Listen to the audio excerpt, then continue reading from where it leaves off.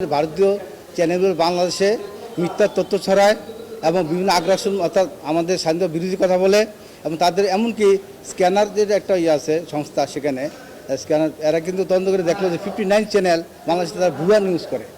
তাছাড়া বাংলাদেশে কেবল টেলিভিশন আইনে এটা নিষেধাজ্ঞা বলা আছে এবং সেখানে 19 দ্বারা বিধি নিষেধ আছে।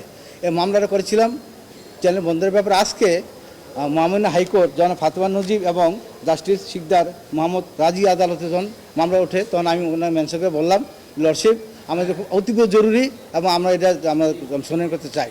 তো উনি একটু কথা হচ্ছে, আমার সাথে কথা বলছে, বলে এক পর্যায়ে বললো যে এটা তো একটা অতি গুরুত্বপূর্ণ বিষয়, এই ম্যাটারটা অ্যাটর্নি জেনারেল শোনা ছাড়া তো আমরা কিছু বলতে পারি না।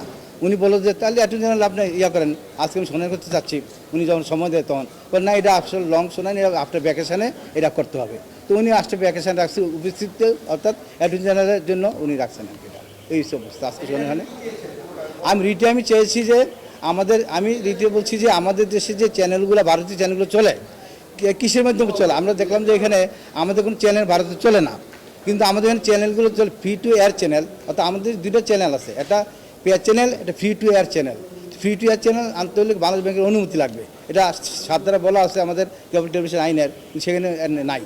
তো আমি বলছি সেখানে যেখানে আসে না আসে, আমরা বলেছি যে এইগুলো আমাদের অবৈধ এবং বিশেষ করে আমাদের কতগুলো 10 ধারা 9 ধারা এগুলো লঙ্ঘনীয় হচ্ছে, তার বিশৃঙ্খলা সৃষ্টি করছে এবং সমাজে একটা যে বিভিন্ন কন্টেন্টগুলো তৈরি করে এখানে পাঠায়, এগুলো সঠিক না। তাছাড়া ইদানিং আমাদের দেশে যেমন আমাদের আইনজীবী মারা হত্যা হলো, ইসকন কি জানি সদস্য করে, অর্থাৎ তারা উস্কানিমূলক বক্তব্যগুলো দিচ্ছে, এগুলো আমাদের দেশের শান্তি শৃঙ্খলা অখণ্ডতা নষ্ট হয়।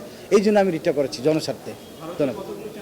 সবগুলো চ্যানেল বলেছি, কারণ আমাদের এইটা এই জন্য বলেছি, এখানে আইনি বলা আছে যে ফ্রি টু এয়ার চ্যানেল যেগুলো আছে, এটা কিন্তু যেগুলো পেয়ার চ্যানেলগুলো আছে, পেয়ার চ্যানেলগুলো কিন্তু বাংলাদেশ ব্যাংকের অনুমতি সাপেক্ষে করতে হবে। তো অনুমতি নিল কি নিল না, এটাও বাংলাদেশ সরকারের কাছে আছে কিনা আমি জানি না। এই তথ্য অর্থাৎ সরকার বলতে তথ্য মন্ত্রণালয় বোঝায়, তথ্য মন্ত্রণালয় জব দিয়ে করতে হবে যে কী কী চ্যানেল বাংলাদেশে অনুমতি নিয়েছে, এগুলো কিন্তু এখানে নাই, স্পষ্ট না।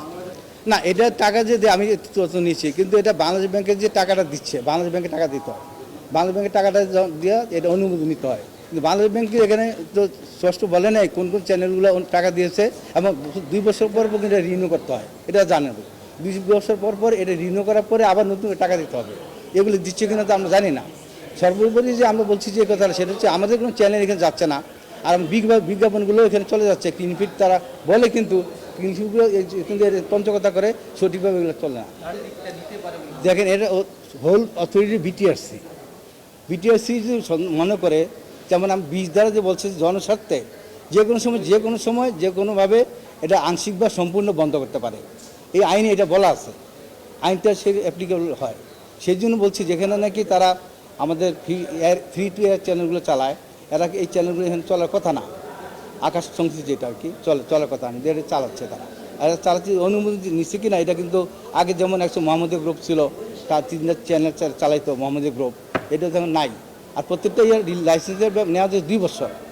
যারা এটা চালায়, যেমন আমাদের প্রতিটা ওই যে আমাদের কেবল অপারেটরগুলো যে ইয়েগুলো নিচ্ছে, যেমন কেউ একটা ভাড়া করে নিল একটা চ্যানেল নিয়ে, তার নিজস্ব আবার ডিটিএস তৈরি করে, ব্রডব্যান্ড যেটাকে তৈরি করে এগুলা বিভিন্ন বাসা বাড়িতে চলে।